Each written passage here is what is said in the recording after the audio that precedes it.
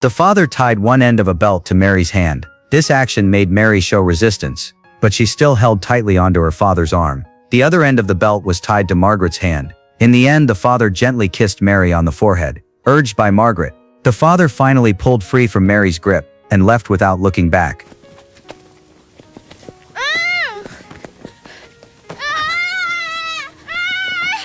Gehen Sie endlich!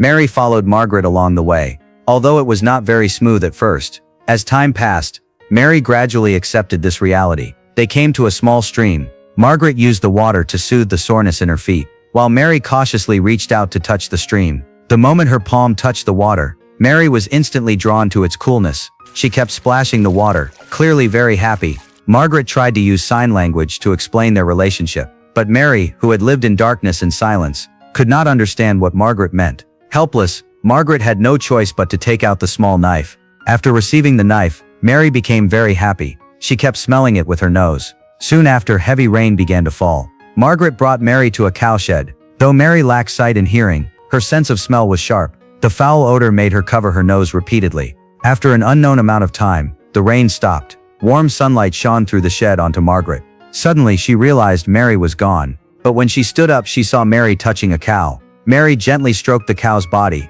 and could feel its breathing. Margaret gently took Mary's hands, trying to tell her it was a strong bull. But no matter how Margaret tried to express it, Mary still could not understand. To avoid using the belt given by Mary's father, Margaret carried Mary on her back with all her strength. Along the way, she found a small cart. Margaret suddenly had an idea.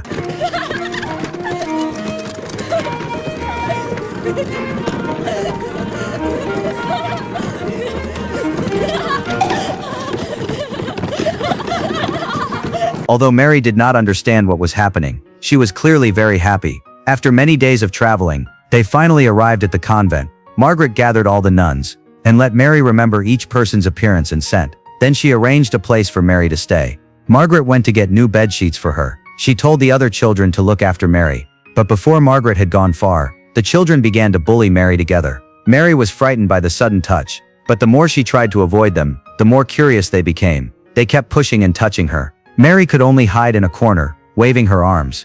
Fortunately, Margaret returned in time with the sheets and stopped their improper behavior. However, for Margaret, the difficulties had only just begun. Mary had come to a completely unfamiliar environment. She could not adapt to anything here. Margaret tried to teach her how to eat properly, but Mary strongly resisted. This even drew the attention of the entire convent. Bathing was even more difficult for her. Even changing clothes felt like a battle. Time passed quickly, and 4 months went by.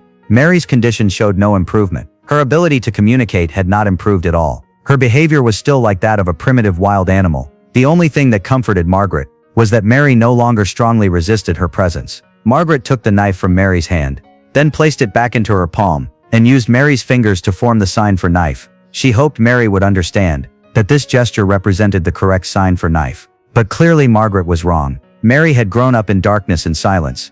Her thinking and intelligence had gradually declined. She did not understand the meaning of Margaret's actions. She only did not want anyone to take her knife. Another month passed, and there was still no improvement. Margaret had taken Mary away from her parents and pulled her out of her own small world. One day Margaret tried to help Mary comb her hair, but Mary clearly did not understand.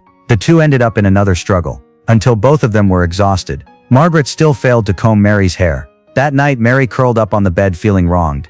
Margaret quietly came to her side. She gently touched Mary's hair with a comb, but Mary still showed defensiveness. Margaret softly comforted her, then carefully began to comb her hair. It seemed Mary sensed her kindness, so she allowed Margaret to continue. From that day on, Mary began to change a little. She no longer resisted bathing. She even took a towel to wipe her back. This made Margaret extremely excited. She finally showed a long-lost smile. She took Mary's hand and placed it on her face, telling her this is how it should be done. Mary's trust in Margaret also grew. She also accepted Margaret helping her change clothes. Gradually, the dirty and ragged little girl became a graceful young lady. That night, Mary came to Margaret's bedside. She gently touched Margaret's face, trying to deepen her memory of her. Finally, Mary took Margaret's hand and carefully sensed the scent of each fingertip. She wanted to remember her forever. Then she gently leaned against Margaret. After a long period of time, Mary became familiar with the convent. Eating, bathing, and daily life were no longer problems. but she still could not communicate with others. However, Margaret did not give up. She continued to do the same thing with Mary every day.